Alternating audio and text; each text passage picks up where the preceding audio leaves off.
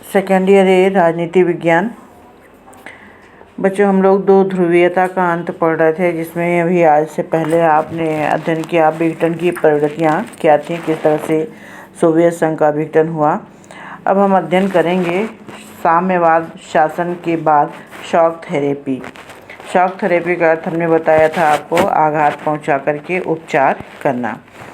तो साम्यवाद के पतन के बाद आपने देखा कि सोवियत संघ के गणराज्य एक सत्तावादी समाजवादी व्यवस्था से लोकतांत्रिक पूंजीवादी व्यवस्था तक के संक्रमण काल से ये लोग गुजर चुके थे। मतलब सोवियत संघ जो है छोटी सी चीज़ से लेकर के बड़ी से बड़ी चीज़ तक का निर्माण वो अपने यहाँ कर चुका था, अर्थात हर दौर से गुजर चुका था।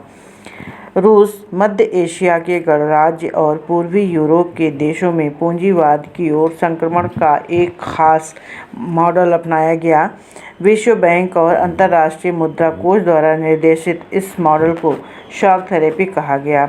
मतलब अमेरिका, सोवियत संघ के पतन के बाद अमेरिका ने विश्व बैंक की स्थापना की, अंतर्राष्ट्रीय मुद्रा कोष की स्थापना की और उसके माध्यम से जिन जिन देशों को नुकसान पहुंचा था उनको उसने क्या किया, कर्जा देना शुरू किया। और इसी कर्जे को क्या नाम दिया गया, शॉक थेरेपी। अर्थात पहले आघात पहुंचाया गया, उसके बाद से उसको कर्जा दे करके उसका उपचार किया जा रहा था। भूतपूर्व दूसरी दुनिया के देशों में शॉक थेरेपी की गति और गहनता अलग अलग रही, लेकिन इसकी दिशा और चरित्र बड़ी सीमा तक एक जैसी थी। मतलब पहले तो कर्ज देना, फिर उसके बाद से कर्ज में जब आदमी डूब जाए तो उसके बाद से फिर उसको उसकी सारी चीज़ों पर अपना कब्जा कर लेना। तो बात वही थी, लेकिन उसके रूप अलग अलग थे, देखने का तरीका नज़रिया अलग अलग था। हर देश को पूंजीवादी अर्थव्यवस्था की ओर मुड़ना चाहता था। इसका मतलब यह है कि सोवियत संघ के दौर की हर संरचना पूरी तरह से अब ख़त्म हो चुकी थी, उससे लोग निजात पाना चाह रहे थे। शॉक थेरेपी की सर्वोपरि मान्यता यह थी कि मिल्कियत का सबसे प्रभावी रूप निजी स्वामित्व होगा। मतलब जिसके पास जो भी प्रॉपर्टी है वो क्या होगा, उसका मालिक होगा। इसके अंतर्गत राज्य की संपदा के निजीकरण और व्यावसायिक स्वामित्व के ढांचे को तुरंत अपनाने की बात भी कही गई। सामूहिक फर्म को निजी फर्म में बदला गया। मतलब जब सोवियत संघ ने औने पौने भाव पर सेल किया सारी चीज़ें, तो जो सामूहिक चीज़ें थी वो कैसी हो गई, सरकार की जो सामूहिक चीज़ थी वो सब अब निजी हो गई, लोगों ने जब खरीद लिया और पूंजीवादी पद्धति से खेती शुरू हुई। इस संक्रमण में राज्य नियंत्रित समाजवाद या पूंजीवाद के अतिरिक्त किसी भी वैकल्पिक व्यवस्था या तीसरे रुख को मंजूर नहीं किया। शॉक थेरेपी से इन अर्थव्यवस्थाओं के बाहरी व्यवस्थाओं के प्रति रुझान बुनियादी तौर पर बदल गए और ये माना जाने लगा कि ज़्यादा से ज़्यादा लोग व्यापार करके ही विकास कर सकते हैं। इस कारण मुक्त व्यापार को पूर्ण रूप से अपनाने की ज़रूरत समझी गई। मतलब जो लोग सोवियत संघ के गुट में थे या अमेरिका के गुट में थे, वो सब एक दूसरे से अलग हो चुके थे और सब लोग ये सोच रहे थे कि पर्सनली अब अपना खुल करके सब लोगों को एक दूसरे के साथ व्यापार करना चाहिए। पूंजीवादी व्यवस्था को अपनाने के लिए वित्तीय खुलापन, मुद्राओं की आपसी परिवर्तनीयता और मुक्त बाजार व्यापार की नीति महत्वपूर्ण मानी गई। मतलब ज़्यादा मुनाफा कमाने के लिए क्या करना था, अब वित्तीय खुलापन। आप मतलब एक देश की मुद्रा को दूसरे देश में ले जाना, उन्हें परिवर्तित करना, खुल करके व्यापार करना, इन सब की नीति उन्होंने अपनानी शुरू की। इस संक्रमण से सोवियत गुट के देशों के बीच मौजूद व्यापारिक गठबंधनों को समाप्त कर दिया गया और प्रत्येक गुट के लोगों को या देश को एक दूसरे से जोड़ने की जगह सीधे पश्चिमी मुल्क से जोड़ा जाने लगा। मतलब रूस की तरफ जितने भी गुट देश थे सब वो अलग हो चुके थे। अब अमेरिका जो है उनको अपनी तरफ खींचने, अपनी तरफ मोड़ने का प्रयास कर रहा था। इस तरह धीरे धीरे इन देशों को पश्चिमी अर्थतंत्र में समाहित कर लिया गया। पश्चिमी दुनिया के पूंजीवादी देश अब नेता की भूमिका निभाने लग गए। मतलब उनसे लोग कर्ज लेते और जो पश्चिमी मुल्क के अर्थात ये कह लीजिए अमेरिका के गुट में शामिल जितने भी देश थे, अब वो सारे देश जो है एक नेता की भूमिका निभाने लग गए और भूमिका निभाते हुए अपनी विभिन्न एजेंसियों और संगठनों के सहारे इस गुटों के देशों का विकास और उनका मार्गदर्शन भी करने लग गए कि आप किस तरह से मुनाफा कमा सकते हैं, किस तरह से पूंजी अर्जित कर सकते हैं। उसके बाद आता है शॉक थेरेपी के परिणाम। तो 1990 में अपनाई गई शॉक थेरेपी जनता को उस उपभोग के समय आनंद लोक तक ले गई जिसका उसने वादा किया था।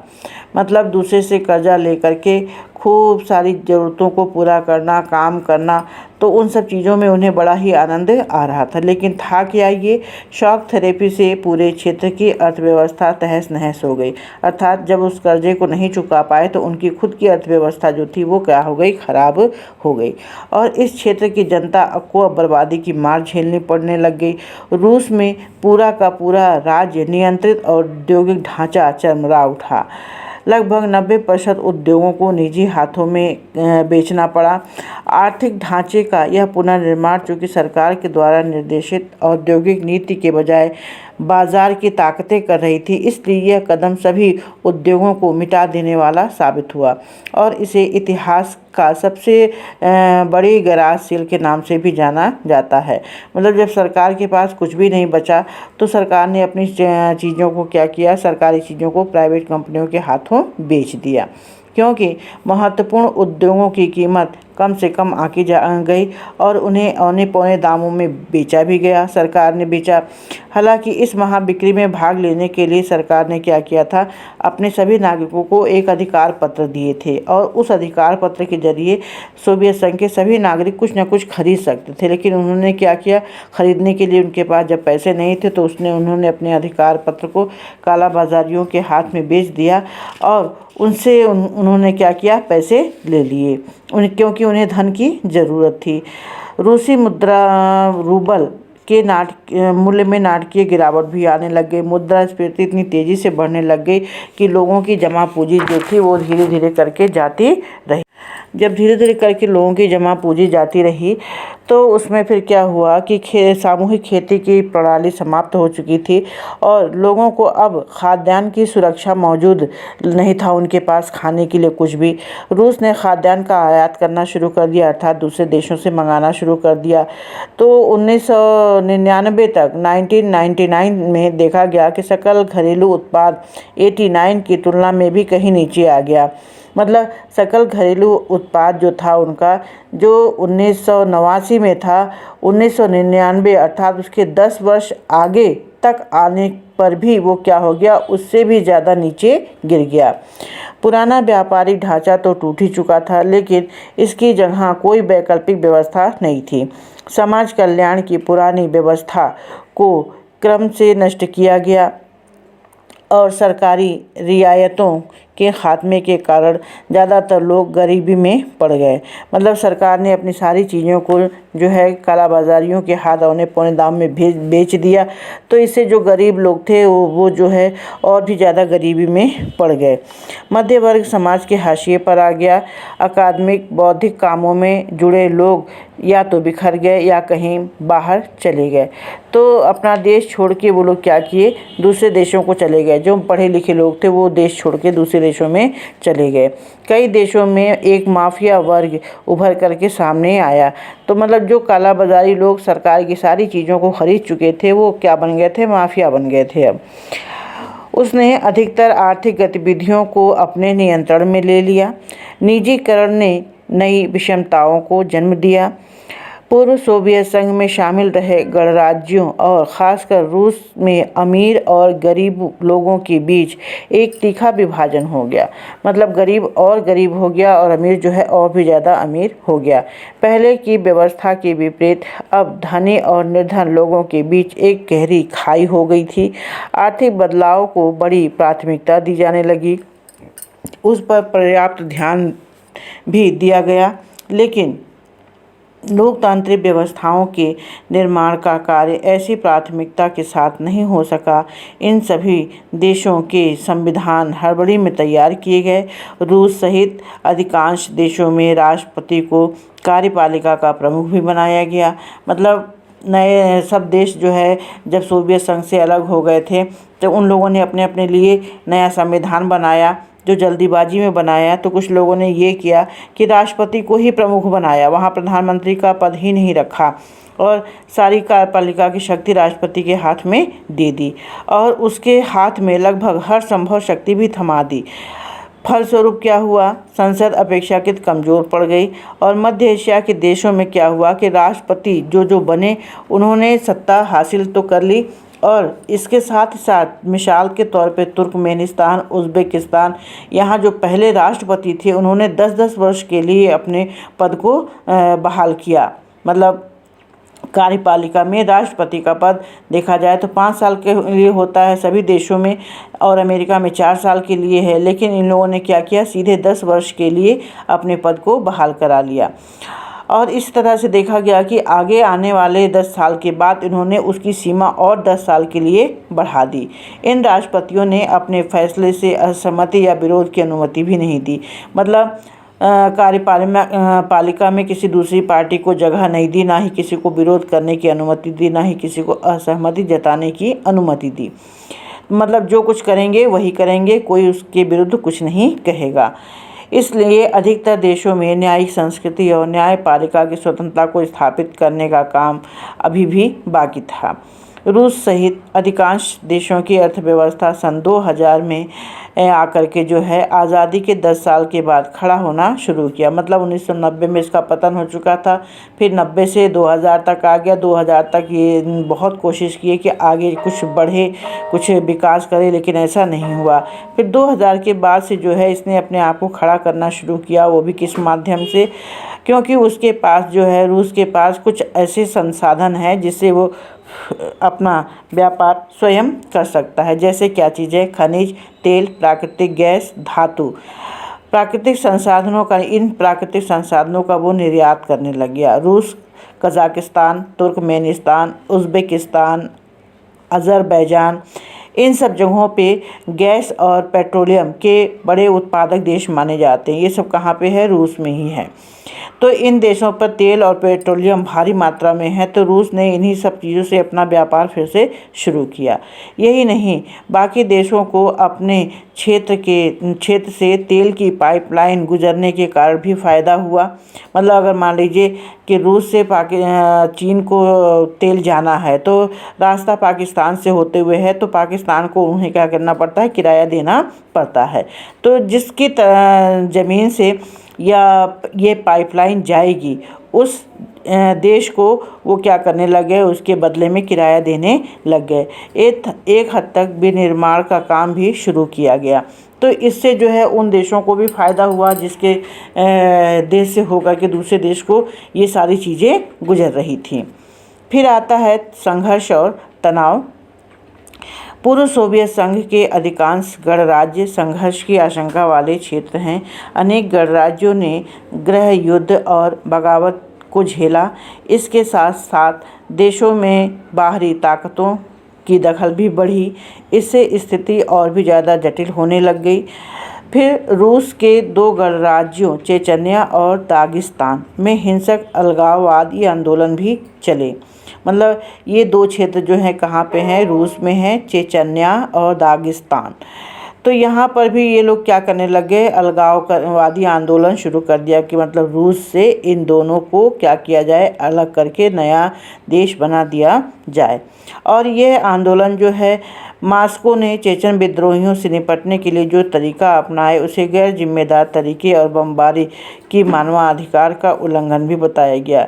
मतलब इस आंदोलन को रोकने के लिए लोगों ने बमबारी भी किए, सैनिकों का भी प्रयोग किया। इससे ये कहा गया कि इससे मानवाधिकार का उल्लंघन किया गया, इस तरह के कार्य नहीं करने चाहिए, अर्थात बमबारी नहीं करनी चाहिए और सैनिक का प्रयोग नहीं करना चाहिए। लेकिन इससे आज़ादी की आवाज़ दबाई नहीं जा सकी। लोग जो है अपनी आज़ादी की मांग करते ही रहे। 2 ध्रुवीयता के अंत में हम तनाव और संघर्ष का अध्ययन कर रहे थे। तो आपने देखा कि किस तरह से चेचन्या और दागिस्तान भी रूस से अलग होने की मांग कर रहे थे। तो सरकार ने वहाँ पर जो है गैर जिम्मेदार तरीके से बमबारी और मानवाधिकार का उल्लंघन किया, सैन्य का भी प्रयोग किया। मध्य एशिया में तजिकिस्तान 10 वर्ष यानी 2001 तक गृह युद्ध के चपेट में रहा।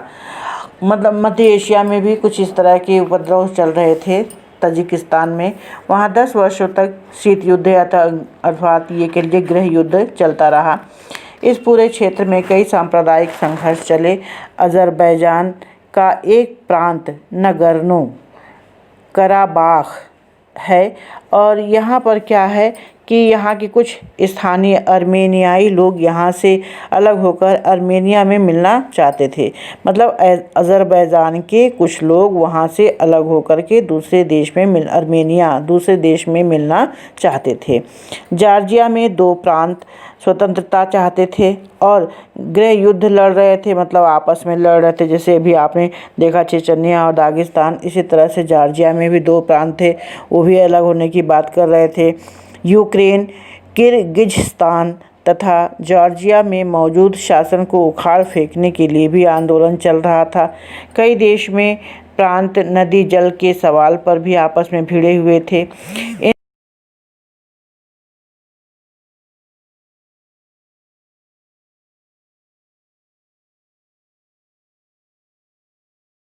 मध्य एशिया गणराज्यों में हाइड्रोकार्बनिक पेट्रोलियम संसाधन का विशाल भंडार है।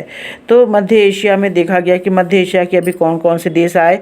तजिकिस्तान आया, अज़रबैजान आया, अर्मेनिया आया, तो यूक्रेन आया, किर्गिस्तान आया, जॉर्जिया आया। तो ये सब कहाँ पे है? मध्य एशिया में है।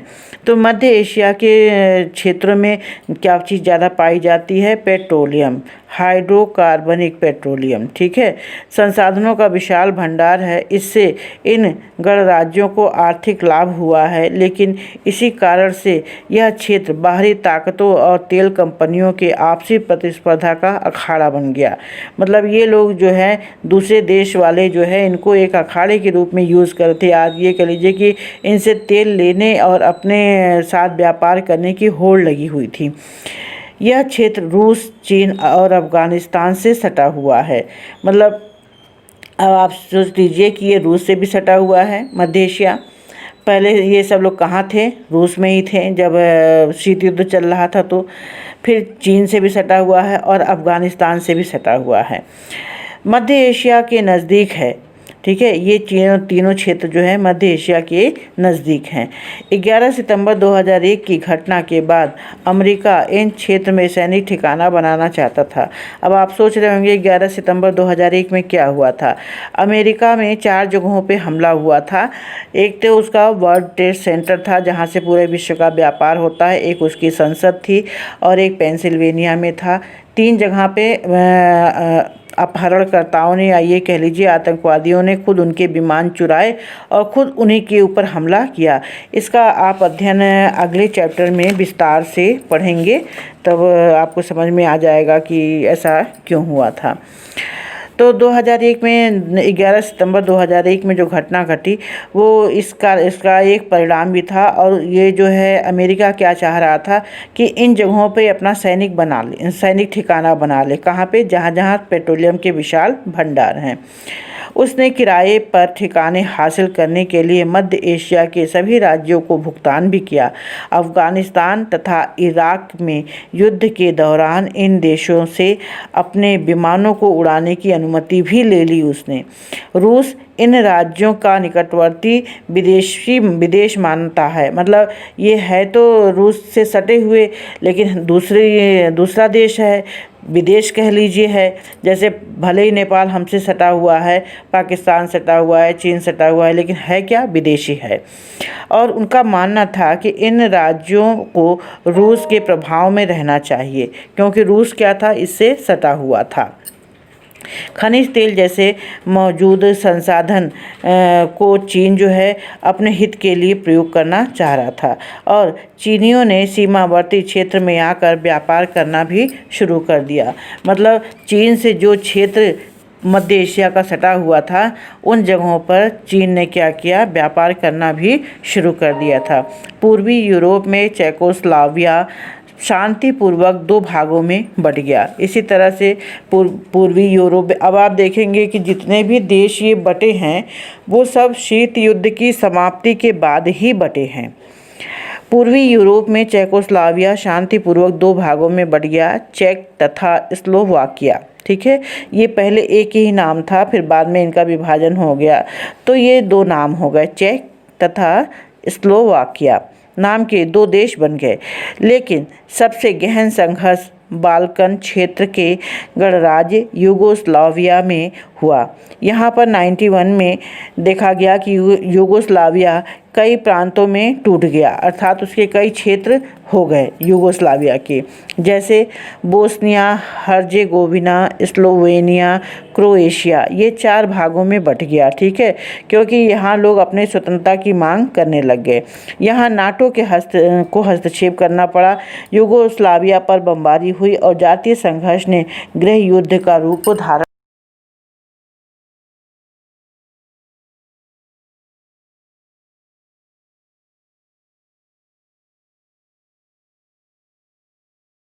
जाएंगे। इसी को लेकर के ये लोग वहाँ पर जो है युद्ध चल रहा था, तो इसको नाटो मतलब उत्तर अटलांटिक संधि संगठन, अमेरिका के नाटो संगठन ने इसमें हस्तक्षेप किया और यूगोस्लाविया पर बमबारी करके यहाँ के जातीय संघर्ष ने को हटाया, या ये कह लीजिए जातीय संघर्ष को ख़त्म किया। पूर्व साम्यवादी देश और भारत। तो दो ध्रुवीयता के अंत में देखा गया कि भारत ने भी कुछ विशेष भूमिका निभाई थी और भारत का भी इसमें कुछ रोल रहा है। भारत ने साम्यवादी रह चुके सभी देशों के साथ अच्छे संबंध कायम किए, क्योंकि उस समय जब शीत युद्ध का दौर चल रहा था तो भारत ने कूटनिरपेक्ष आंदोलन का भी शुभारंभ कर दिया था। तो भारत जो है इन देशों से बीच बीच में क्या कर रहा था, अच्छे संबंध भी स्थापित कर रहा था। लेकिन भारत के संबंध रूस के साथ सबसे ज़्यादा गहरे थे। स्वतंत्रता के समय से ही भारत के और रूस के संबंध काफ़ी अच्छे थे। भारत की विदेश नीति एक महत्वपूर्ण पहलू भारत का रूस के साथ संबंध है। भारत ने जो अपनी विदेश नीति बनाई थी, उस विदेश नीति में जो है रूस का एक महत्वपूर्ण स्थान माना जाता है। भारत रूस संबंधों का इतिहास आपसी विश्वास और साझे हितों का इतिहास है। भारत रूस ने आपसी संबंध इन देशों की जनता की अपेक्षाओं से मेल भी खाते हैं। मतलब भारत और रूस की जनता जो सोचती है, इनके विचार आपस में मेल खाते हैं। और ये भी देखा गया है कि अक्सर कि भारत की हिंदी की बनी हिंदी फिल्में अक्सर रूस में लोग देखते हैं और घर घर में लोग हमारे भारतीय अभिनेताओं को पहचानते भी हैं। इस तरह से जो है ये भी देखा गया कि हिंदी फिल्मों के गीतें भी जो है रूस के यहाँ अक्सर लोगों में सुनाई देती है। तो भारत और रूस के संबंध तीन तरह से थे, कई तरह से थे, 4 तरह के। जैसे आर्थिक संबंध भी थे इनके, राजनीतिक संबंध भी थे, सैनिक संबंध भी थे और सांस्कृतिक के रूप में भी संबंध थे। लेकिन इनमें जो सबसे ज़्यादा महत्वपूर्ण है वो क्या है, आर्थिक, राजनीतिक और सैनिक। ठीक है, तो इस तरह से जो है इनमें भारत और रूस के संबंध जो है इन 3-4 क्षेत्रों में भी काफ़ी मजबूत दिखाई।